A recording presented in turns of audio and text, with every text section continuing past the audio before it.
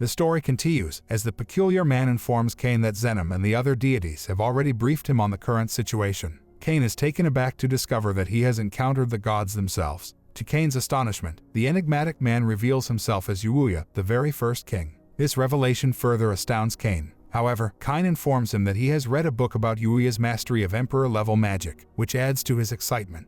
Yet, his elation turns into worry and trepidation upon realizing that the book was written 300 years ago, leading him to suspect that he may be conversing with a ghost. In an attempt to confirm his suspicion, he quickly peeks under to check if Yuya has legs. Amused by Cain's action, the first king playfully suggests that he use his appraisal skill to verify. Cain complies and is astonished to discover that Yuya is, in fact, a god of creation. The first king divulges that they are currently in a world he personally created called Fabrinil, where he exists as a god, impervious to the passage of time, which explains his eternally youthful appearance. With the introductions completed, the conversation steers toward the reason for Cain's summoning into this world. Yuya discloses that the gods have entrusted him with the task of training Cain. Perplexed by this revelation, Cain expresses his confusion, as he is already struggling due to his overwhelming strength. Yuya doesn't dispute his point and simply challenges Cain to take a cookie from him. Acting swiftly, Cain makes a move for the treat, only to be effortlessly countered with a sword pressed against his throat. The first king bluntly asserts that Cain still has a long way to go. Cain comprehends the truth in Yuya's words, yet he remains unaware of why he needs to attain such immense power. Yuya enlightens him, explaining that it is because he must confront the malevolent deity known as Aaron, who, 300 years ago, plunged the world into chaos by sowing seeds of discord among nations, leading them to fight and destroy one another using an oracle of distrust. Yuya and his companions successfully sealed him away. However, the seal has recently begun to weaken, posing a threat of his resurrection and the reemergence of war in the land. As a god from a different world, Yuya is unable to intervene this time, leaving the task in Cain's hands. Teasing Cain with a tantalizing revelation, Yuya informs him that certain events from his previous life are intertwined with the unfolding story. Eager to learn more, Cain springs up, but Yuya swiftly takes hold of him and transports him to the ocean, placing a sword in his hands. He declares himself as Cain's official teacher, promising to unveil the connections once the task is accomplished.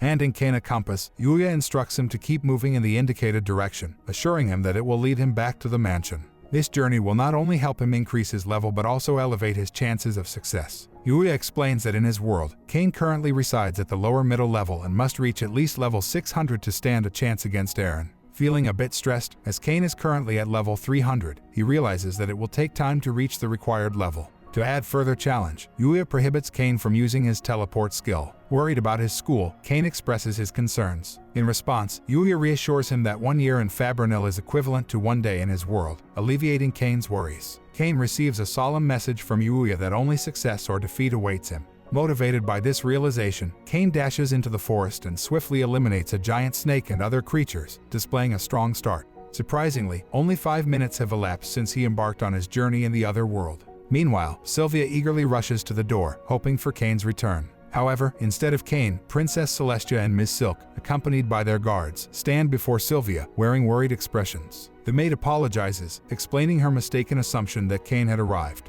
Disappointed, the girls had been anticipating his return, but Sylvia informs them that he hasn't been seen since the previous day. Panic sets in as the maid speculates that Cain may have encountered some sort of incident. Silk starts to enter a state of hysteria as the possible scenarios are listed.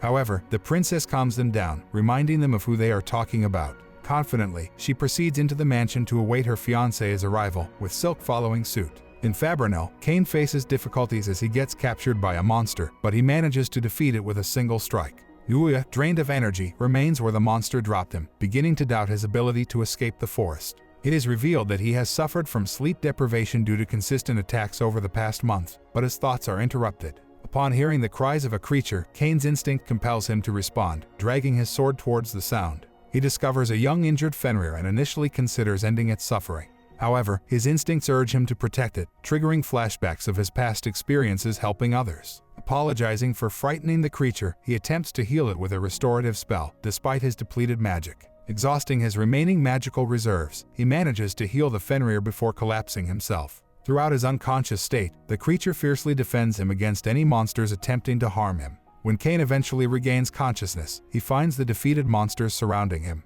Touched by the creature's protective actions, he and the Fenrir become companions as the animal jumps onto him. Naming the creature Haku, Cain embarks on the rest of his journey, fighting and sharing meals with his newfound partner. This companionship significantly alters his perspective, redirecting his focus towards what truly matters. Eventually, an older Kane and Haku reach the mansion after a considerable passage of time. Yuya senses Kane's presence outside and warmly welcomes him as he opens the door. The first king immediately remarks on Kane's remarkable growth. Unsurprised by the passing years, Kane inquires about the duration since he was abandoned at the shore. His teacher reveals that 4 long years have transpired. Noticing the Fenrir, Yuya identifies it as a holy beast and advises Kane to form a contract with it.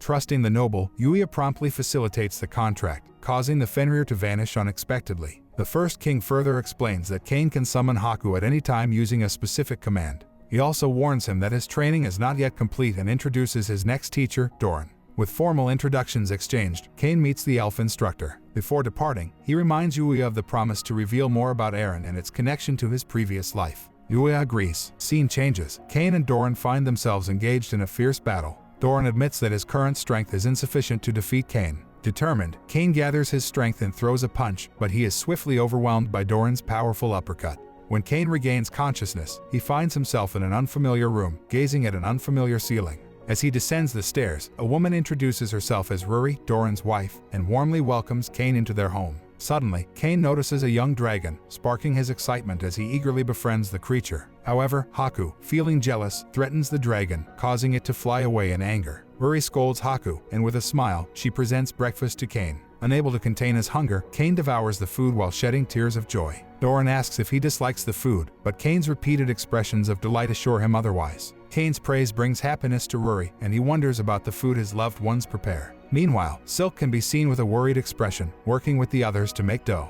Telestia encourages her and suggests trusting the knights to locate Kane, instilling hope in Silk. Sylvia reprimands their baking efforts and urges them to prepare food for Kane, eliciting a sense of duty in them. Back in the midst of their training, Doran knocks Kane unconscious, yet Kane persists in attempting to launch a counterattack. After returning home, Kane collapses from exhaustion. The dragon continues to ignore their presence. 1 year passes, and after enduring beatings from Doran, Doran encourages Kane to push beyond his limits. Frustrated, Kane rises to his feet when suddenly he recalls a conversation with Yuya, during which Yuya revealed that Eren was the god of games. Kane is astonished to learn about the existence of an 8th god, and Yuya explains that the absence of entertainment is a result of Eren being sealed. In the past, Eren utilized the Oracle to create deadly games, ultimately leading to his exile from the world of gods. However, his impending return poses a significant threat. Worried, Yuya orders Kane to become stronger, invoking his previous words. Kane charges towards Doran with determination. In the midst of their exchange, Yuya observes them.